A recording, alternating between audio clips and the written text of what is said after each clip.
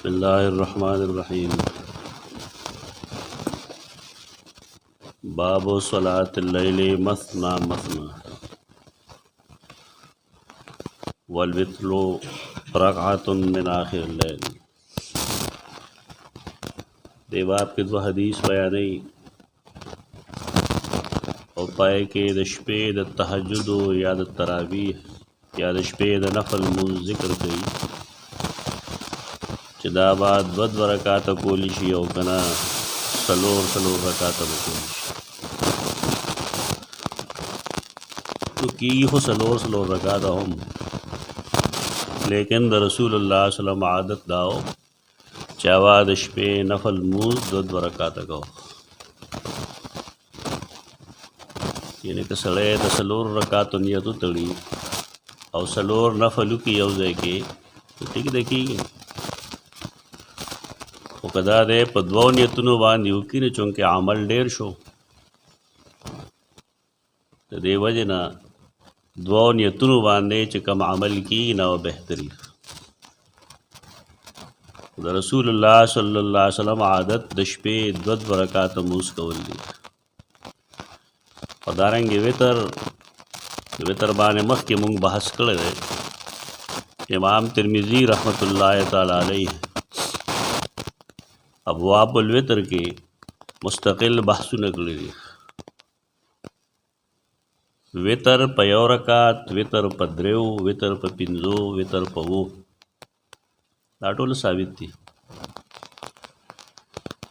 قضائی چې کوم څیز ثابت دي د نبی کریم صلی الله علیه وسلم نه، هغه منسوخ هم نه وي، هغه جایز دي، کولی شي.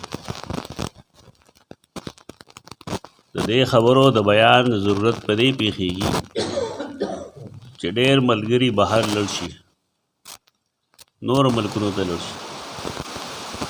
هغه ملکونه یا د مسلمانانو وي یا د مسلمانانو نه وي، او هلته کې خلق داسې عمل کوي چې د سنت مطابق وي. زمونږ دا خلک هغې نه واقف نه وي، نو دوی وایي چې رګنې دا څه بل مذهب دی یا بل دین دی. بل مذهب او بل دین نه وي، خدای چې هغوی په یو حدیث عمل کوي او مونږ د بل حدیث نه واقف. دې مقصد صرف د هغوی چې ستا ذهن کې دا خبره پرته وي چې او د دې ثبوت شته دی. تا ته څوک دا نه وایي چې ته 3 رکعاته مونځ مه کوه وتر، دا ګنده ګناه دی. دا نه دی مطلب. دا توارثن کم چې دلته 3 رکعاته روان دي دا ټیک. خو که یو سړی یو رکعت باندې عمل کوي نو ټیک.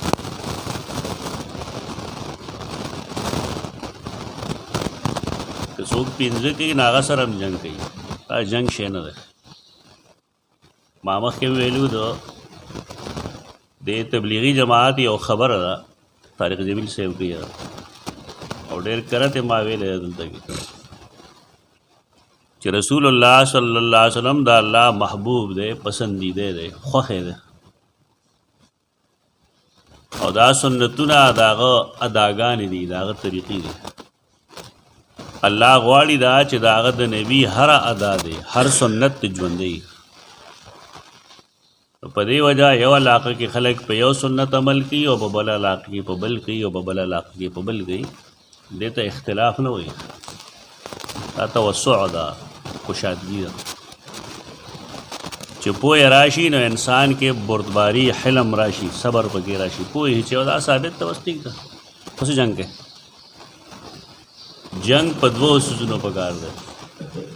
یو دا چې یو شی د شرکی او ته کې نو په دې باندې بحث پکار دی او دې سره اختلاف پکار دی.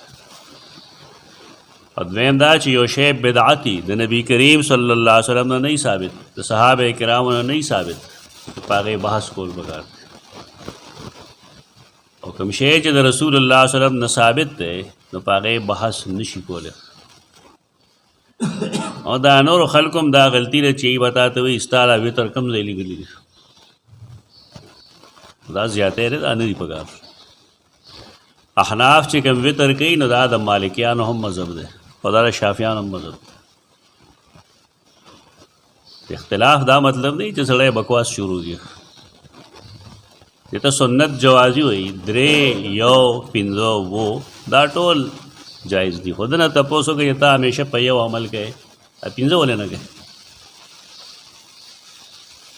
پنځه وتر هم ثابت دي که دا کم چې په یو باندې زور ورچي دا وایي ته پنځه کوې چېرته نه کوي نو دا څه فسادي دی. په سنت خو عمل نه کوي. سنت عمل نه دا ټول وښایه خلکو ته په دې وکړئ یو ځل پې عمل وکړئ. ځکه چې نبي کریم صلی الله علیه وسلم عمل ثابت دی نو دې نه اختلاف مه کوه په دې کې. یو ځل پې عمل وکړه ټیک دی ټول عمر درې کوې صحیح کوې خو یو ځل په دې نور هم عمل وکړه. یو شپه یو رکعت وکړه یو شپه پنځه وکړه یو شپه اووه وکړه یو شپه نهه وکړه.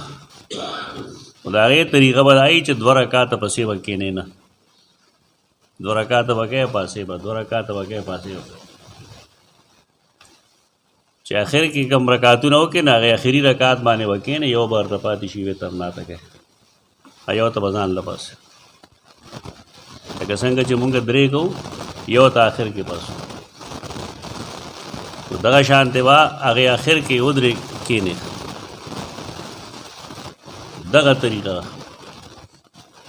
تنګ نظري نه وي پکار.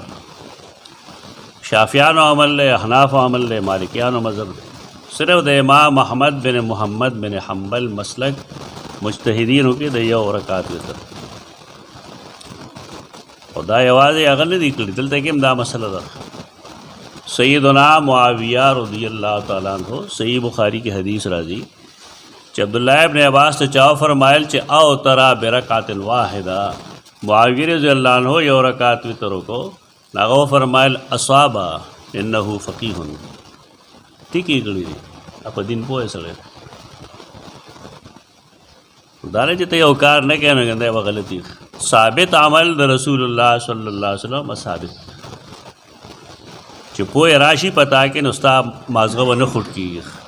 در خلکو چې مازغه خوټ کېږي غوږونه یې سره کېږي د هغې وجه دا وي چې د دې احادیثو سره دوستي نشته دشمني کوي.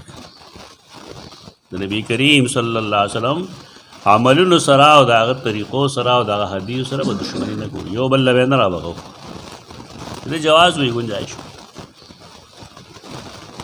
دې کې د حدیث پیش کړي د سیدنا ابن عمر عبداللہ ابن عمر نوم یې دی رضی الله عنهما ان رجلا سأل رسول الله صلی الله علیه وسلم عن صلاة الليل.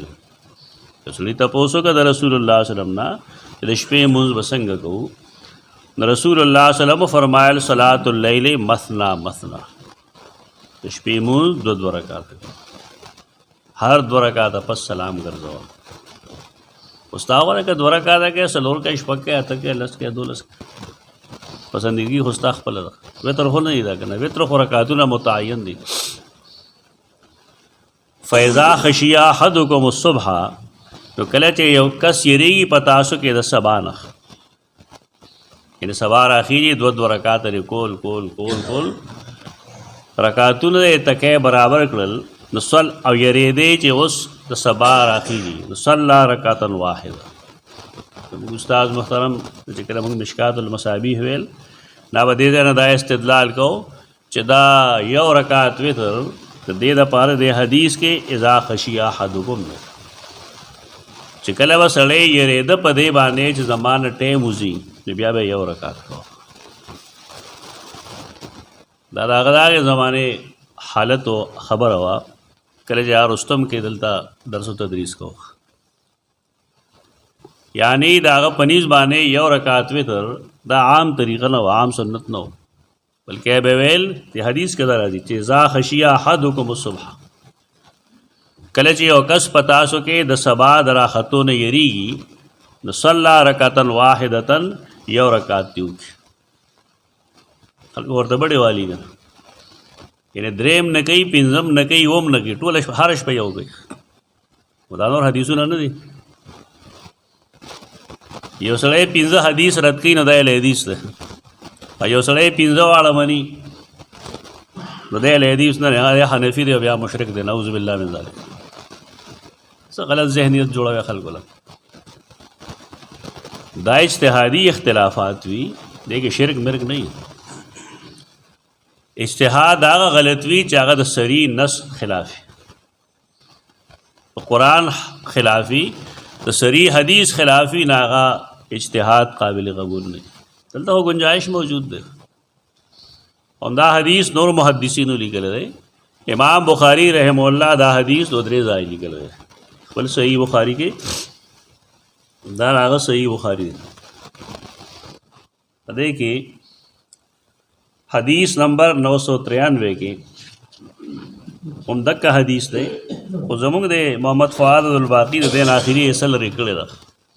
دا کتاب مارا ولې دی لپاره دی چې ته پوه شې چې په صحیح بخاری کې هم داشته دی چې د وتر مختلف رکعاتونه دی ټول کې دي شي.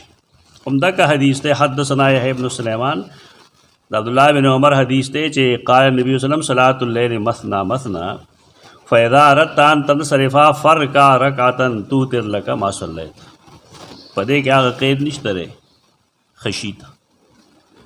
قال القاسم پدې کې اوراوی دی قاسم د سیدنا ابوبکر صدیق نو سره هغه وی وراینا اناسن. دا صحیح بخاری دا پټي خلق دا عبارت پټي. دلته مصیبت دا چې یو سړی حق پرس هم دی کنه نو بس هغه ته دا ټول باطل پرس کوي. دا ذهنیت غلط دی.